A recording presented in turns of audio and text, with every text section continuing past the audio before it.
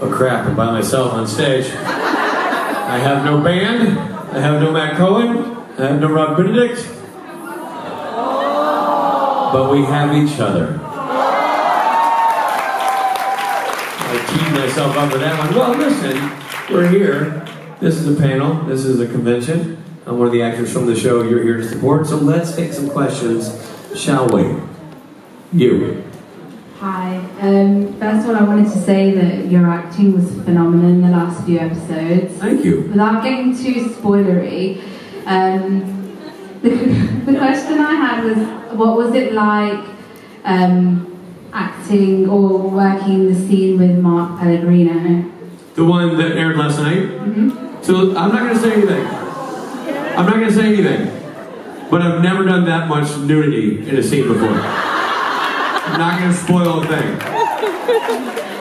But shooting the scene underwater was an interesting choice because they were thinking light diffraction and how it's going to make everything look and float and drift around. That would be awkward. But Mark made me very comfortable. He talked about a lot of the swimming scenes he had done earlier in his younger career, and he felt comfortable being nude in the water. And I did open water 2 years ago in the Mediterranean, and I was real nude in the water then. So it worked for us. It was what I thought was weird, and this is something you can't see in the scene. It was weird that the camera crew was nude. They didn't need to be nude, but they nuded up. And we had some passers-by who were delivering some supplies to the set. They got nude. They got in the pool. It was a real kind of 1970s Blake Edwards kind of feel in the whole sequence. And I think it shows in the performance. So I don't want to spoil it for you, but that doesn't tell you anything about the plot or anything about what actually happens.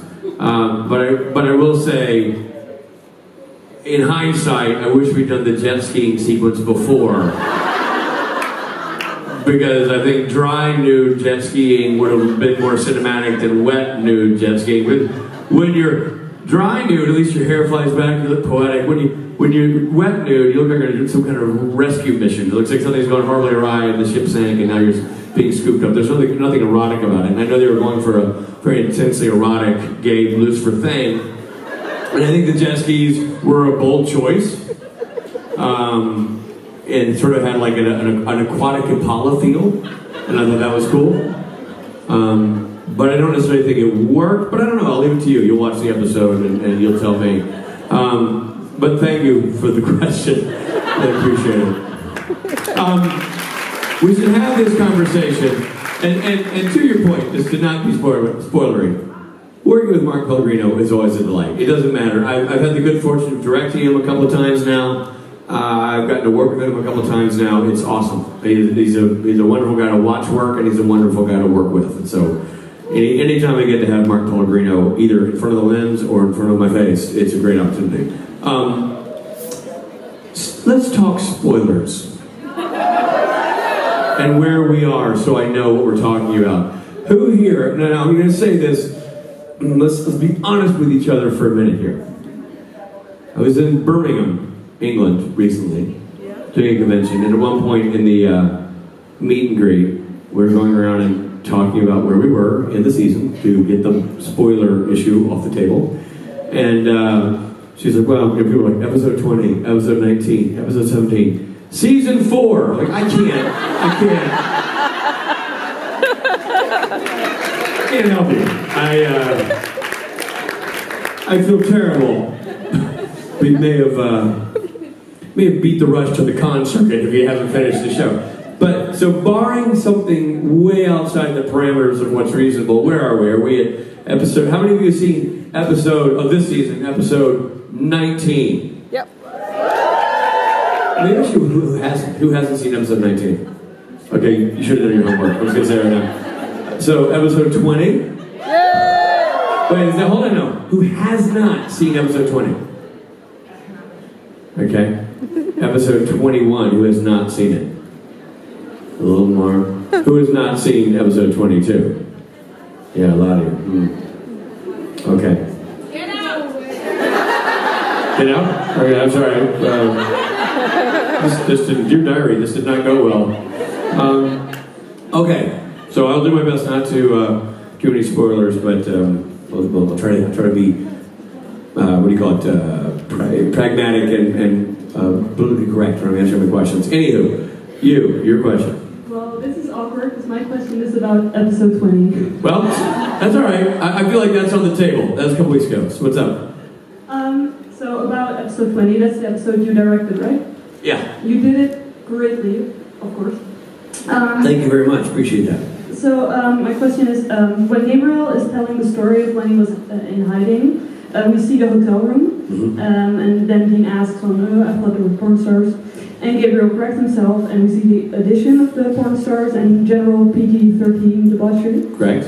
And we hear Gabriel's voice as he narrates some of it. And after that part, we see a shot of Dean clearly envisioning the whole thing.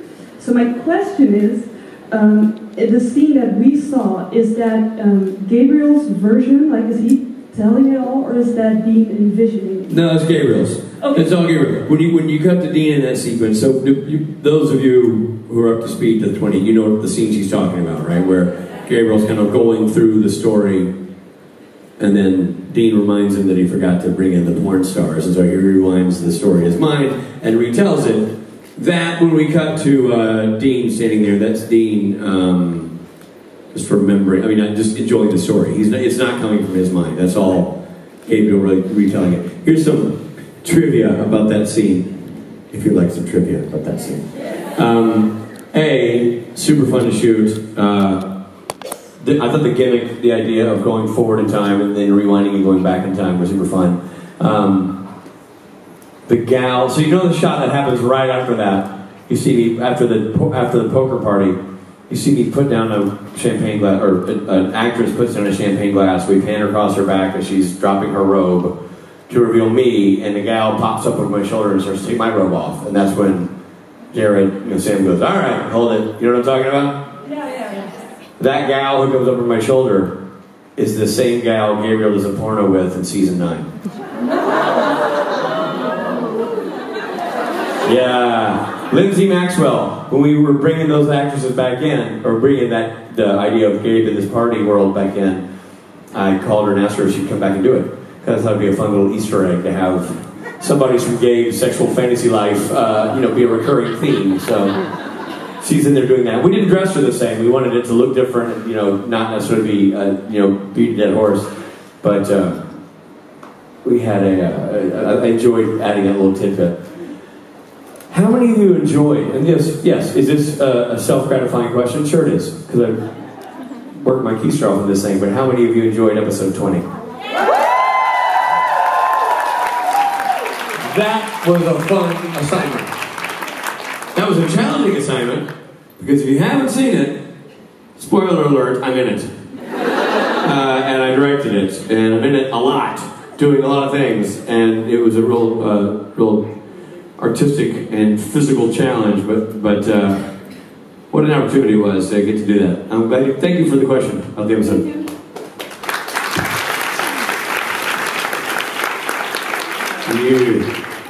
Hello. My question is also about episode 20. Please. So you directed it and you also played opposite yourself. I did. How was that to direct and do all the technical aspects? One of me as an actor is very easy to work with. The other one was a total asshole. And it was, I'm like, what am I doing? I'm like, I don't know. What am I doing? I don't know. Why are you doing that? You're making my life hard. You're making my life hard. It was awesome. It was, the challenge there was to just know, you always have to know the scene really well that you're going in to direct. You have to know it super well in your head. But you're going to learn a little bit more about what's happening in the scene when you see the actors finally stand up and do it. When you're the only actor in the scene, playing both roles, you got to prepare beyond that, because you already know what it's all going to look like, and you have to handle being sure that your instructions to the camera crew are clear enough that they get executed, because you're not going to be at the monitor to watch it. That's the challenging part. And one of the greatest assets I had in directing myself in the show was talking to Jensen, because Jensen has directed himself 5 times in Supernatural. I have now directed Supernatural 5 times and only had to direct myself once. So, if I had to do this every time, I'd be dead. It's a challenge. And one of the things he strongly encouraged, and I immediately took his advice, was to not use playback. Logic would tell you that if you're directing something you're going to want to watch it back before you move on to something else. But the problem with that is it eats up time, and time is never on your side in a TV shoot. You're constantly chasing the clock, or being chased by the clock. So that you have to get a lot of work done in a little amount of time if you want to get the story told the way you want to tell it. So I didn't use playback. The only time I used playback, and by playback I mean, if you don't know what that means, it's like in the digital world it's very easy to rewatch the shot that you just did. But nonetheless, it takes a second to put the camera in playback mode, to be sure it's playing back in the monitors. Everybody breaks what they're doing for a second. So it pauses the energy and the momentum of the scene to stop everything and watch it back. And I go off and watch it in Video Village. I did that on the scene that the young lady was referring to earlier about the porno sequence, because I was mimicking the same shot twice. So I needed to be sure I got that first shot correctly, where it was just boys playing poker, before we changed the lights, put the people in the shower, added the gal, and did all the hair and makeup to make it the opposite. So that was one time in which I watched playback to be sure that all worked. The other scenes, you know, there was a day where I had 9 pages of dialogue sitting there in a room, in a hotel room with Jared and Jensen, when they had me handcuffed, you know, all that. You just have to rely to, you know, the other tremendous asset was Jared Padalecki. I had a dinner with Jared and Jensen before we started shooting that episode. And it was solely a business dinner to find out what Jensen recommends, what their experience has been like with self-directing, all these things. And Jensen offered up the technical aspect of what he had said about don't use playback, over-prepare, things that I knew, but the thing I didn't know, which was the prepping. And Jared offered up something he had offered to Jensen when Jensen was directing, which is let them, you know, for Jared he was Jensen's acting sounding board. For me, it would be both of them would be my acting sounding boards. So that when we're doing the scene, if Brad A camera, Robin B camera, and Serge DP all feel like the mechanics of the shot went correctly the way I wanted it, that's great. But if the performance isn't there, the scene's not going to work. It doesn't matter how cool the camera moves are, if the beats aren't there on the screen in the performance, it's going to be a bad scene. So I leaned on them at their insistence and their offering to be sure that Gabriel was Gabriel. Because it's also really, even though I've been doing a few episodes this year, I've been a different version of Gabriel. I've been the beaten down, lips sewn shut, you know, sort of mentally distraught Gabriel. I have not been the character that was developed years ago. So this is the first time I've dusted it off, is in an episode that I'm directing and playing 2 roles and have all this work to do. So they know the character from a viewer standpoint and from a fellow actor standpoint as well as I do. So when we did our first scenes together, it was very much having a conversation about, did that feel right? Do I feel locked in? Because Jensen warned me of a trap. The trap is you're going to be more worried about the camera and all the things your mind is focused on than you will be about your own performance, and that will hurt the performance. Which, it's natural. That's why it's a challenging thing to do, because you're going to be thinking that camera moved late, why didn't that dude crossing, crap, say my line, and well, that you just now come out of the scene if you're focusing on other things.